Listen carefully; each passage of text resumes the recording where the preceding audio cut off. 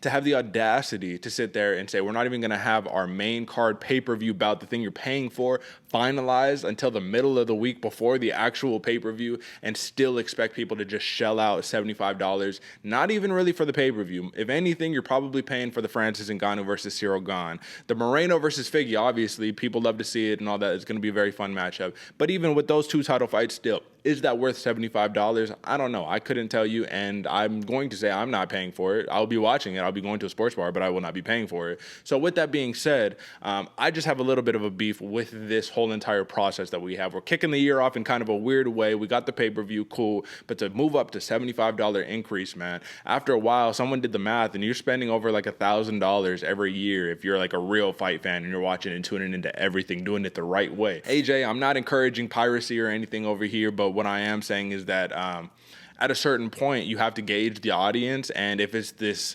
take, no give, you got to give a little bit. And they do give. They give us fights every weekend, right? But like the take of the $75 every, 3-4 weeks, because that's how often they're throwing in a pay-per-view. They have an X amount of required pay-per-views to put on every year with this ESPN deal. I just think it's a little bit of unfair as a fan to watch. And, you know, we're big fans of this gig, man. Love the UFC. Love all the other shows too. But the UFC is the most consistent, highest quality. What do you think on that, brother? Am I overreacting here? You know what I mean? As a fan, am I just like, this is enough? Am I too frugal of a man? What do you think?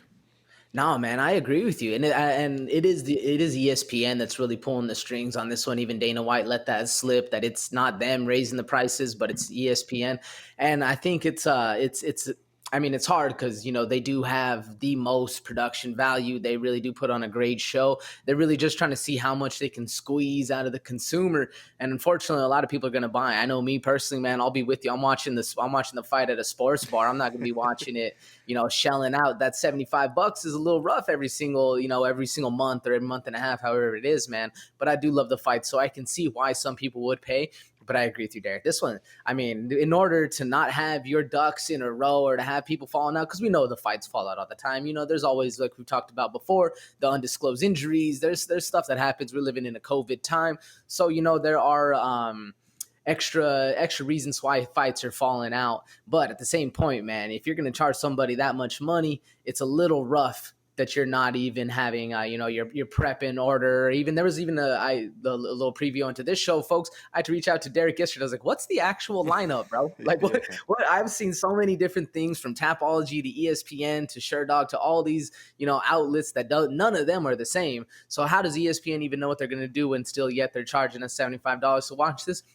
A little crazy in the business practices, but when you're the number one sports provider in the world, I guess you can get away with it, but it's still a little shady on my side, man. Yeah, and that's really the big key when it comes down to it, for me at least, man, is that it's just like when you have no real competition in that aspect, you can really do whatever you want. And even though, I mean, we can say, oh, it's not fair, it's not this, it's not that. Listen, man, they're going to do what they're going to do, and if you want to tune in, you have the opportunity to tune in. But like I said, if you're smart, go to a sports bar, whatever, pay your little $5 and watch the fights and enjoy some grub. You know what time it is. So